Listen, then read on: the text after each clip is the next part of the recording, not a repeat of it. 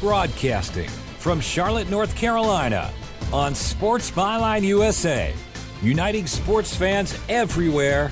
This is Unpacking It with Bryce Johnson. I'm not sure that God really cares about my comfort or my happiness so much as he does my holiness and my surrender to him. For the next hour, we will unpack sports, faith, and life with intriguing guests from the sports and entertainment world. You're going to be defined as a man, as a husband, as a father when you take the uniform off. Who is that guy? Bringing you high energy and thought-provoking sports talk with a purpose. When you're around somebody that has that joy and you can feel it and it's contagious. Now, from his mic to your ears, this is Bryce Johnson. Welcome to Unpacking It, where we unpack sports, faith, and life with intriguing guests from the sports and entertainment world. I'm Bryce Johnson. So glad to be with you today on Sports Byline USA, Sirius XM Channel 211, Dan Patrick Radio, the TuneIn Radio app, the iHeartRadio app, and the American Forces Network. Thanks for listening. We've got an awesome show in store today. We will be joined in just a little bit by the head coach at Arizona State, Herm Edwards. You know him from ESPN, and he was a former NFL coach as well with the New York Jets and the Kansas City Chiefs, and now he has taken over the program at Arizona State. And so we'll hear what things are like there and his philosophy on coaching, and hear a little bit about his faith and life as well. Then coming up later on today, we'll be joined by the chaplain for the Charlotte Hornets. His name is Colin Pinkney, and he's going to give us some insight into what it's like being a chaplain in the NBA. And so we'll have a great conversation with him. And then also, the final segment of the show is Unpack This, and today's topic is about Noah Syndergaard and what he was able to accomplish for the New York Mets and how it relates to our own lives. So you'll definitely want to stick around for that. Be sure to check out our website, unpackingit.com. There you can sign up to subscribe to our devotional as well as our podcast. And so that, again, is unpackingit.com. We're just getting started. I'm Bryce Johnson. This is Unpacking It. The head coach of Arizona State, Herm Edwards, joins us next. Inspiring conversations and intriguing interviews. More Unpacking It with Bryce Johnson after this. Bringing you unique insight into the faith and character of guests from the sports world. Welcome back to Unpacking It with Bryce Johnson.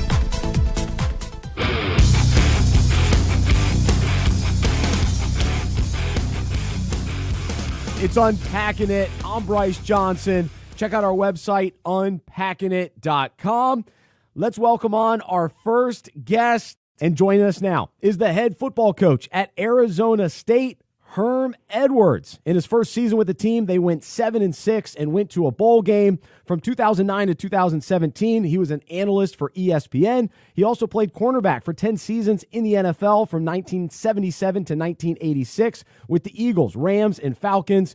He's also the former head coach of the Jets and the Chiefs. Most importantly, he's a husband, a father, and a man of faith. Coach, thanks so much for joining us. How are you? I'm doing well. Great to be on your show. All right. Well, can't wait to talk about your story, but I just want to start with the NFL draft. It just took place, and so what's your perspective on it now that you're a college coach watching all the festivities? Well, it's never really changed for me. It's a great opportunity, regardless. A lot of these young men's dreams and aspirations is to be part of the National Football League. So now they get an opportunity. And that's what the National Football League is about. It's about opportunity. And I think the thing they'll realize very quickly, pro football is not a hobby. Not a hobby. It's your profession. And every day is a competitive environment. And that's the one thing they'll learn. No question about it. So we're talking with Coach Herm Edwards, and so you're heading into your second season at Arizona State. So how are you feeling this time around compared to this time last year? Well, coming in last year, there was so much to be said about the hiring. And what I was concerned with was not so much myself, but the outside voices capturing our room. In other words, the players as well as the coaches. And the thing that I had to make sure I established right away is my first meeting with all of them. I said, "Look, you're going to have to let me earn your trust. I want to earn your trust as your head coach." And I said, "Hopefully, you won't let the outside noises influence you." And luckily, they did not. They actually listened to the voice in the room, and it was mine. And I think through the course of the year, I earned their trust, along with the coaches and the players. And when you reflect on it last year compared to this year, and you've gone through it already, and a lot of these guys have come back, we've kind of established a culture, which is very, very important. And what would you say that culture is? When you set out to take over this program, to build the program, what did you want this culture to be? Well, we wanted it to be a complete process of a student athlete, That was the experience of being a student athlete, I think, is very important, because you only get one time in your life to do this. That's right. And I'm talking about the whole experience, not just the football part of it, because then you're cutting them short. We have a certain standard of what we try to live by, and it starts with me. We want to be on time for everything.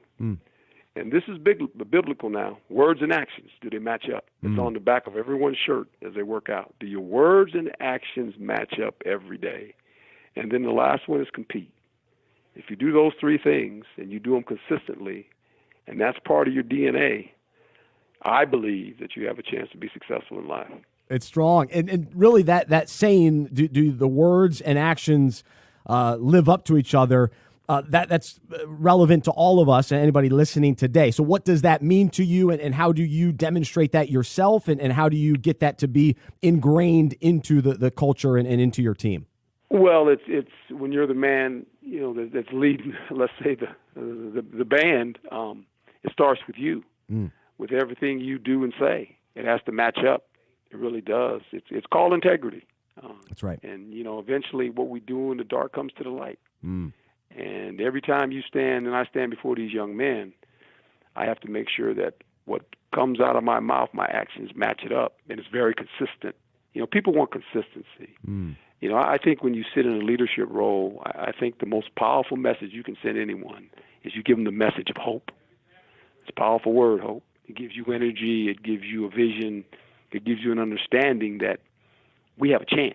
That's right. And, life is about that, chances and opportunities. That's good. Coach Herm Edwards, our guest right now on Unpacking It, head football coach at Arizona State. And so let's go into the decision-making process for you when you took over this job at Arizona State, of course, leaving ESPN. What role did your faith play into ultimately deciding to get back into coaching, and what was kind of just the mindset and process like for you? Well, I've always tried to live my life by faith, not by sight. And you're always pulled in different directions, emotionally sometimes. And I took the emotion out of it. It was a perfect situation for me. I've had other opportunities to come back. It was never the right fit. But visiting with the AD and the president of the university, it was to my best interest when I sat down and listened to these men talk about what they were trying to do, and the culture they were trying to build here was exciting to me. And I missed it, to be quite honest. I miss being a part of young people's lives. It's a wonderful thing when you go back in your history as a coach, and this has happened to me numerous times, where players at the pro level as well as the college level. I was in college for 3 years. They come back to you and they say, "Coach, you don't understand how much you meant to us as a man and the things you taught us." So you miss that. You miss being around it. You miss the everyday inner works of coaches and players, and this is all you've ever done. My life was very fortunate. I was a pretty good athlete and gained a scholarship and played football and went into the National Football League, and lo and behold, 30 years later, that's all I've ever done. And then they asked me to come on television and talk about football, put makeup on and talk about football. I said, I can do that too. And so I tell people all the time, I never had a job. I've been on recess my whole life. I love it. Well, but you take the impact very seriously as far as what you can do in the lives of these student athletes. And so for you, uniquely designed, what do you feel like you bring to the table or you bring to these guys' lives? Like, what are some of the common things where you feel like that's the value that you, Coach Herm Edwards, brings to an individual? Some of the, just the characteristics that you represent that you feel like you can really, impart on them. Well, look, any coach will tell you that no coach has ever given a player talent. God gives them talent. That's right. Now, what you do is you make sure they don't waste their talent. And that's one thing you bring to the table, is that you're not going to be allowed to waste your talent. I'm going to make you live up to your potential. Once we determine the standard and your potential, this is what you want to do, then I'm going to make you live up to it, and I'm going to hold you accountable for that. And then I think it's very, very important that if they leave your watch not better men, you failed them. Because eventually, if they do not become pro football players, and even if they do become pro football players, that's their occupation. That's right. That doesn't define who you are as a man. And I've always said that. The title that you hold in life, your working title, don't let that define you. You're going to be defined as a man, as a husband, as a father, as a community servant. I mean, those are the things that will really define you. Your career is your career, but that's not who you are. Who are you when you take your uniform off? Who is that guy, right? And if all those things you have to deal with in life, if you fail in those, it's not going to matter about your football career. How hard is it to get that message across? Well, I think that young people today, they're gatherers of information, and there's so much information out there. But I think young people want consistency. They want a message that is true every day, and they can see it. My message is visual. They see the head coach every day. They see my actions on the practice field. They see it during game time. They see it all day. I'm in this building all the time, and I'm around my players. And they see me, and they watch how I interact with players, coaches, my family when they're in the building, other people's families. They see that every day. If I don't live up to the standard that I'm setting, that's a bad image. That's a bad view. And so, I understand that because, that's the standard I choose to live by. Amen. So we're going to take a quick break, but we are just getting started with Herm Edwards, head coach at Arizona State, former ESPN broadcaster, former NFL coach. More with him right after this on Unpacking It. Intriguing guests and inspiring conversations. This is Unpacking It with Bryce Johnson.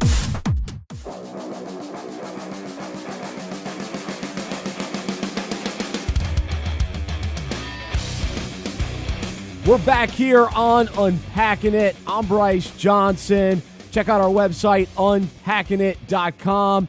Be sure to subscribe to our podcast as well as our email devotional. Goes out each weekday, and you can subscribe for free at unpackingit.com. We're in the middle of a conversation with the head coach at Arizona State, Herm Edwards. And you know him from ESPN. You know him as a former NFL coach. And now he's really leading and pouring into the young college football players and is doing a great job and is off to a wonderful start heading into year number 2. And we continue with him now. And you mentioned the having to put makeup on and talk football. But what do you miss most about being on TV as an analyst? Well, the impact you have in people's homes. You don't realize how many people that you're speaking to when the red light comes on. That's right. Especially when you first start. You don't realize that. And I think the thing that caught me by surprise is that you become this recognized guy for whoever you are, however people perceive you are on television. And it's kind of interesting because the first year I took the job recruiting and going and sitting in people's living rooms with mom and dad or sometimes grandma, whoever the guardian was, or sometimes the neighbors would even come over. And you sit there, and 10 minutes into the conversation, the question always comes up. They say, "Coach, can we ask you one question?" And I say, "Go right ahead." They say, you're just like the guy on television. And I look at him, I go, yeah, well, that's kind of who I am. It's almost like they say, was that guy really on television? The same guy? Yeah, he's the same guy. So to me, that's a good thing for me. Oh, yeah. Because, I reflect something to them, and I've had a lot of families tell me, say, Coach, the one thing we understood about you when you were on television, regardless of the subject, you seem to be the voice of reason. And to me, that's quite humbling when they tell you that. Coach Herm Edwards, head coach at Arizona State, joining us here on Unpacking It. And we love talking football on the show, but also love talking about faith and know that you're a believer in Jesus and a follower of Jesus. And so as you look back at your faith journey, what were some of the tougher seasons of life that really developed your faith, developed your dependence on God? Well, I think as you have this walk, and you walk by faith, not by sight, you realize there's going to be things to test your faith. And for me, it was very vivid. You live in a world that's very competitive, very, very competitive, and you've lived in that world for 30 years. And although you're teammates and you respect each other, you can never be influenced in the wrong way. And I think when you stand as a man of faith and is consistent, people respect you. Now, they might not all be people of faith, but they respect you for it. And maybe the toughest thing is that when you're in that world and it's so competitive and there's so many different things coming at you, you could be influenced. Do you make mistakes? Yeah, we make mistakes. But you can't be a repeat offender, what I call it. And because they look at you when you say you're a man of faith, and people watch you. Well, how is he going to react when things are bad? Is he going to change his demeanor? What's going to come out of his mouth? Is he going to blame other people? All those things that you're well aware of, you can't allow that to happen. You have to be consistent. And I think probably the biggest challenge for me, and when I was really tested, was my first year with the New York Jets when we had 9/11 hit after our first game. And we together as a team decided we weren't going to play. Oh yeah. We were going to forfeit the football game if we had to play.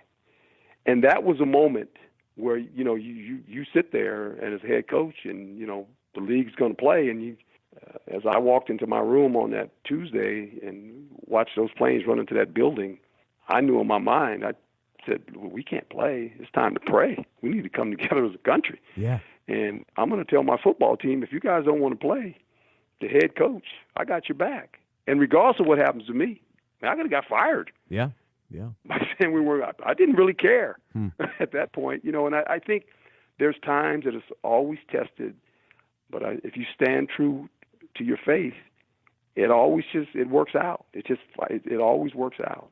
And how important is it for you as a coach recognizing the platform that you have, especially with college kids and this stage of life where they're trying to figure out what direction they're going to go in life? Sure. What's that like? Just the weight of that and the opportunity that you have. I enjoy it. Yeah, I really do, because it makes you stay consistent. It really does, because you have no choice. If you decide, if you profess to be a man of faith, look, and I had one of my most exciting moments here Saturday night. They had a big Catholic fundraiser, over 800, and both bishops were there, and to sit there and profess my faith, that was very exciting for me as a coach, and I think the Catholic community, they knew they were getting a Catholic coach, and I've never talking to those folks. I've been the football coach, but they saw the other side of the football coach. And I think that was very, very important. No, that's to be that vocal and outspoken and consistent. I love that word that you continue to use. It's hard to find in people these days. It really is. And so when people we'll compromise. We will compromise rather than telling the truth. That's true. The truth always sets us free. And the last Amen. time I checked, when you tell the truth, you only have to say it one time. You never have to chase it anymore. You never have to worry about what you said. It's been said. I love it. That's great. Coach Herm Edwards, our guest right now on Unpacking It. Earlier, we were talking a little bit just about your character and what you represent as a coach. If I ask you to describe the character of God, what comes to mind? And in what ways has he revealed his character to you? He was a servant. He was a servant. That's right. He humbled himself. He was a humble servant. Yeah. And then sometimes we lose sight of that. I mean, he went to the cross for all of us. Amen. I mean, it's unbelievable, and you think about who would do that.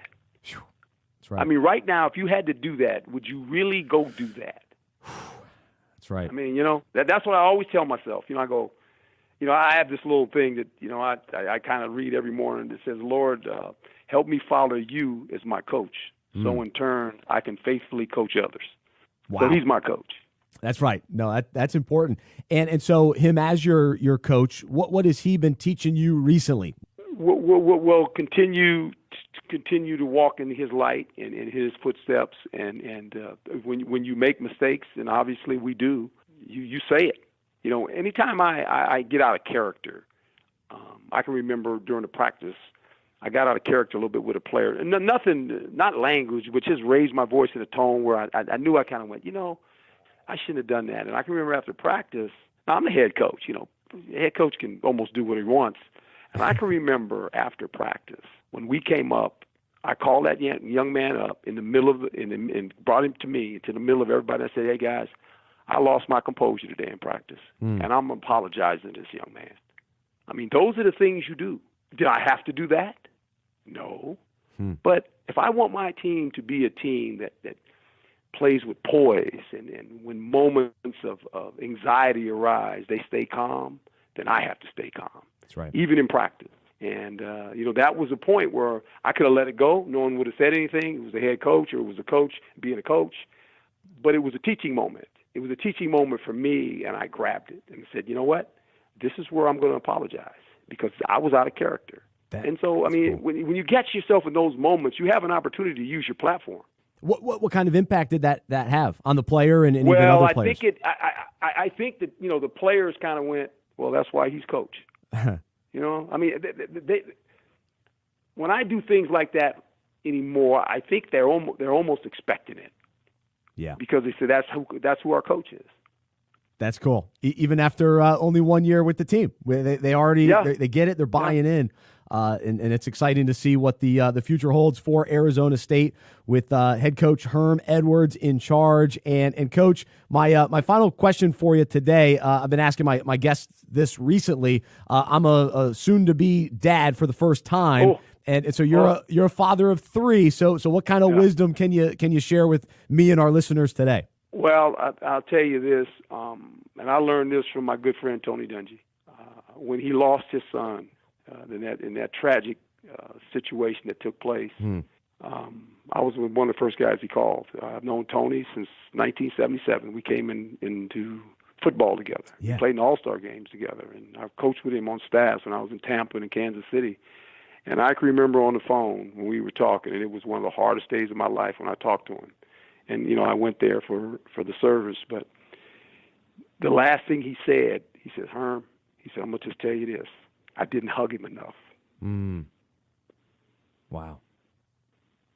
So that's what I leave with you. Yeah. You can't hug them enough. You can't.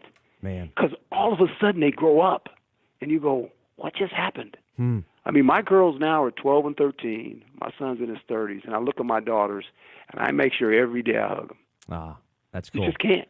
So don't, if you have a son, a daughter, whatever, don't take it. Early, you want to hug them. It's easy.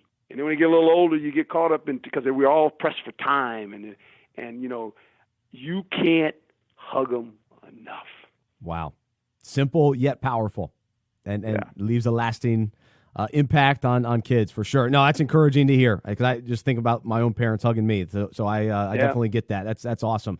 Well, Coach, man, so great to talk with you. Really appreciate your heart and passion, and thanks for sharing that with us today on Unpacking It. Thank you, my friend. God bless you now. All right, you too. He's Herm Edwards. So encouraging. Up next, we'll be joined by NBA chaplain Colin Pinkney right here on Unpacking It. Going beyond the field.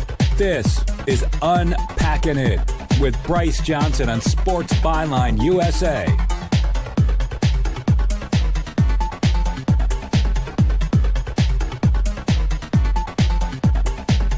Hey, it's Bryce Johnson, and really appreciate you listening to the Unpacking It radio show each week. But I want to invite you to check out our website, unpackingit.com, so that you can sign up to receive Unpacking It each day in your email. That's right. We send out an encouraging, challenging, inspiring word through email. It's in written form. It's a devotional that takes a current sports story, relates it to the Bible. We call it Unpack This. And you can subscribe for free by going to unpackingit.com. It's designed to help you grow in your faith and help you understand the Bible better, all with a little sports and some of the cool stories going on in the world of sports. And so we encourage you to check it out. It's for you, and it's about 2 minutes each weekday in your inbox. Check it out, unpackingit.com, and subscribe to Unpack This. And while you're at it, be sure to subscribe to our podcast as well. Bringing you unique insight into the faith and character of guests from the sports world. Welcome back to Unpacking It with Bryce Johnson.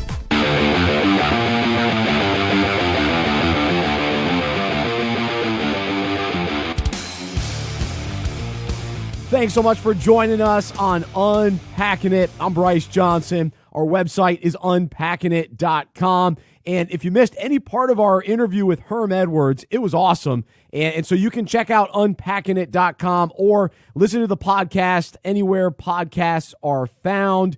And I was able to sit down with our next guest at a recent fundraiser golf tournament in Charlotte. And his name is Colin Pinkney, and he leads an organization called the Harvest Center of Charlotte, and they reach the homeless in a really awesome way. It's a hand up, not a handout. And then Colin is also the chaplain for the Charlotte Hornets and is an NBA chaplain where guys come in before games. And so we'll ask him all about that and plenty to get into with him. But it was over at Topgolf. It was awesome.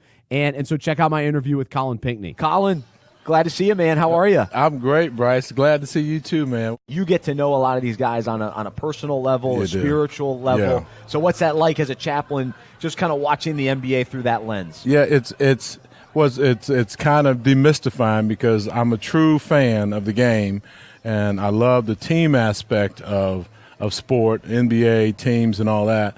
But being a chaplain, you get to sit with guys from both sides. You get to, get a chance to minister and reach out to guys on other teams, and you become a fan of the players themselves, of the individual.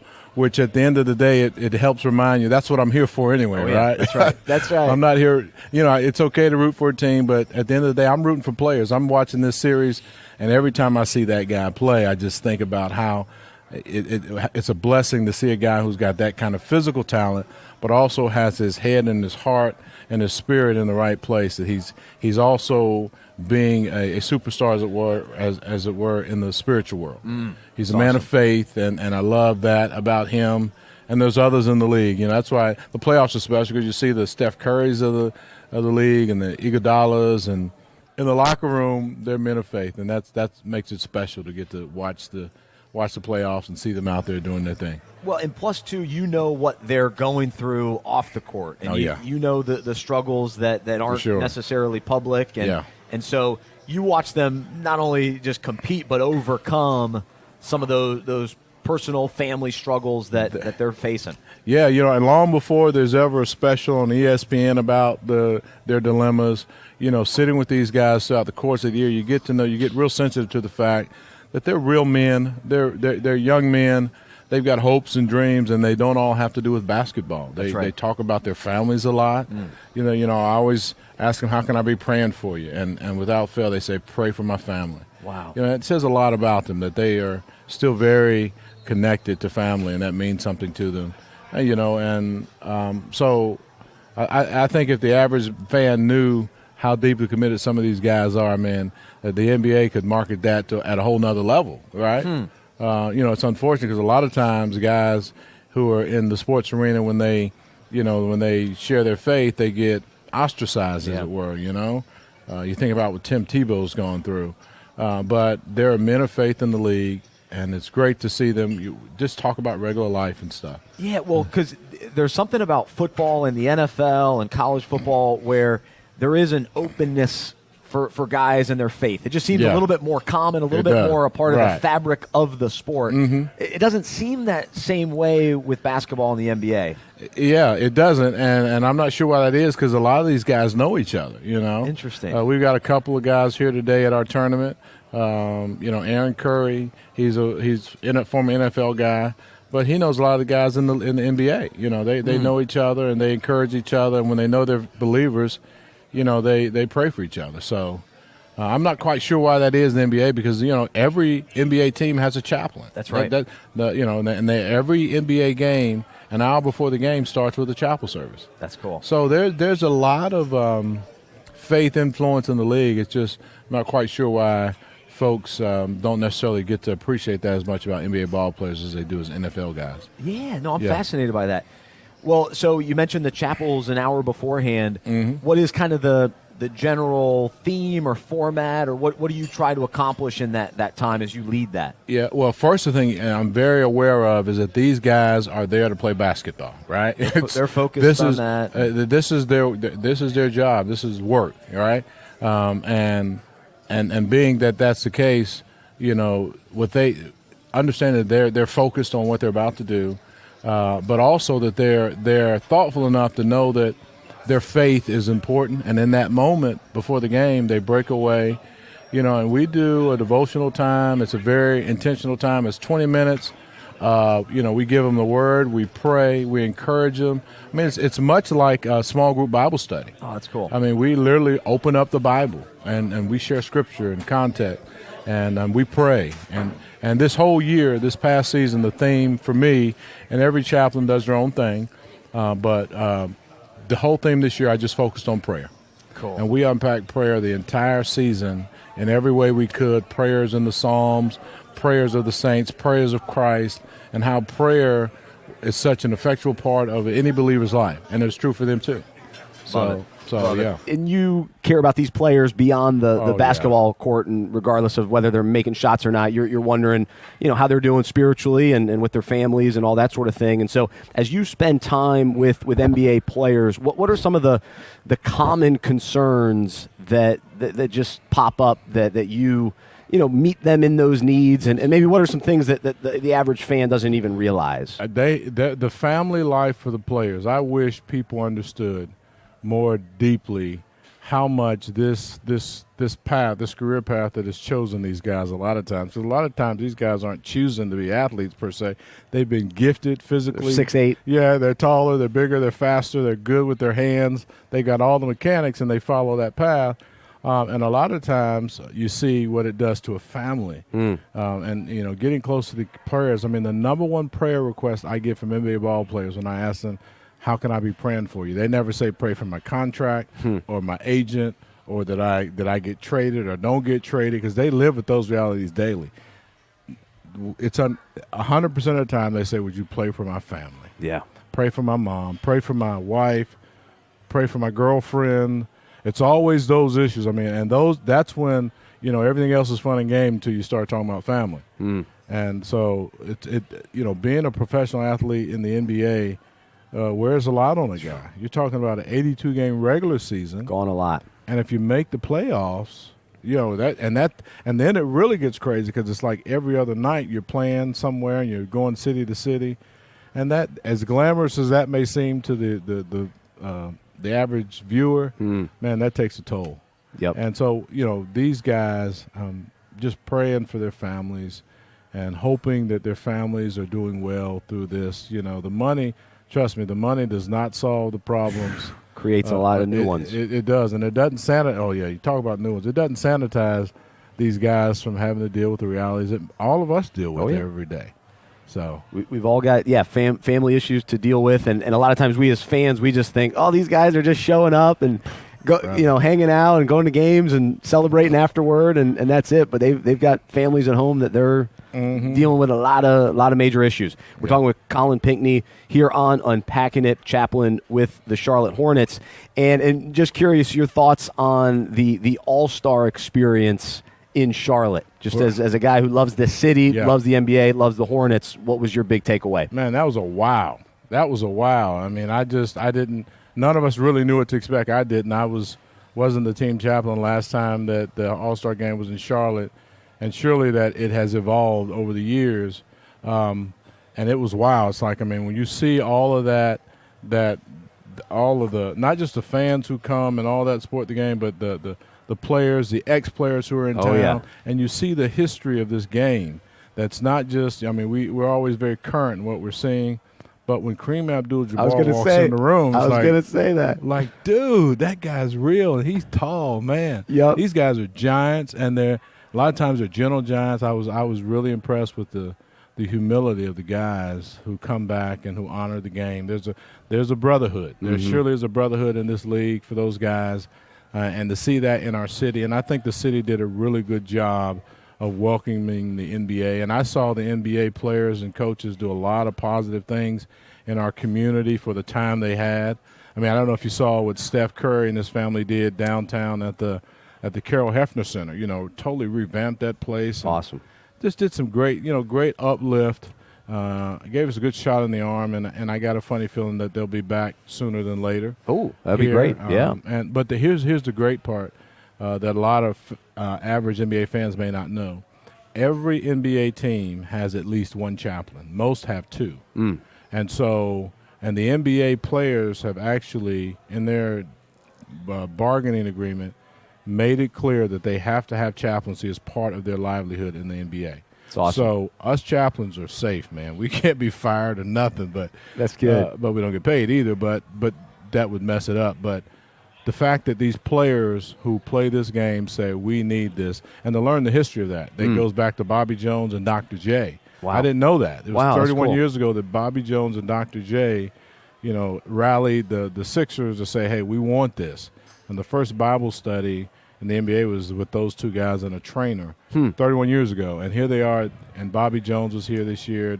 He was honored and just kind of refresh that and re-up the commitment. And to hear the commissioner Adam Silver say, guys, and directly to us chaplains, we see you, we know you're here, and we appreciate you. Thank you for what you do. Oh, that's neat. This was at a special chaplains event. Yeah, special chaplains event. We actually had, during the NBA All-Star Weekend, we were hosted all 3 days at the local NBA hotel. We had full access. We got to go to all the events.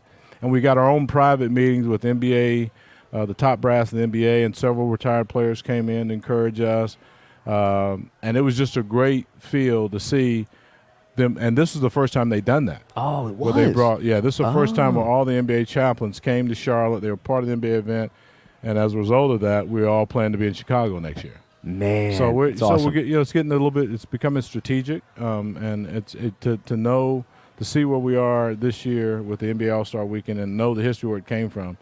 I think it's just one of those. It's a testament of God's faithfulness. Yeah, for people who would seek Him, that He has made provision. So, amen. It was a pretty special time. That's really cool, and to think how important and valuable it is when the chaplains are connected around the league, because these players are going to a chapel service before games. Yeah, every other night of the week, and if you guys can have some synergy and know what's going on, and that's big. That is big, and you got to think about it. You got 32 teams, you got all these chaplains, and if we can get on the same page, man, we think about the great work that could be done for the kingdom, and we're more excited than ever before, man, to really be intentional about the work of chaplaincy for these players and their families, and the coaches. I mean, one of the things that's over the years, especially in Charlotte, has kind of grown is, coaches are starting, and some of the other people in the organization really embracing the chaplaincy process, and some of the top brass, I won't mention any names, but they really get behind this. So it's a real deal. He's Colin Pinkney. Great to be with you, man. Glad to have you here on the show. Hey, Bryce, you are the best. Love you and love what the Lord's doing in you, man. Keep up the great work.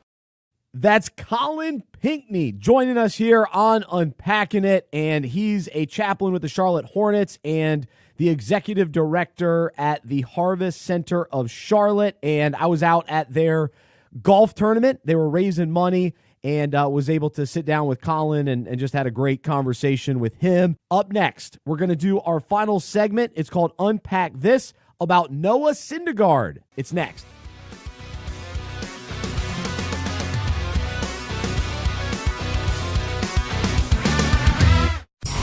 inspiring conversations, and intriguing interviews. More Unpacking It with Bryce Johnson after this. This is Unpacking It. I'm Bryce Johnson. It's time for our final segment of the day. We call it Unpack This, where I take a current sports story and relate it to the Bible and our own lives. So let's jump right in. This week, New York Mets pitcher Noah Syndergaard accomplished the incredible feat of throwing a 1-0 shutout and scoring the game's lone run with his homer. In Sam Miller's article on ESPN.com, he explains how his friend considers this a true win and says a true win requires two things.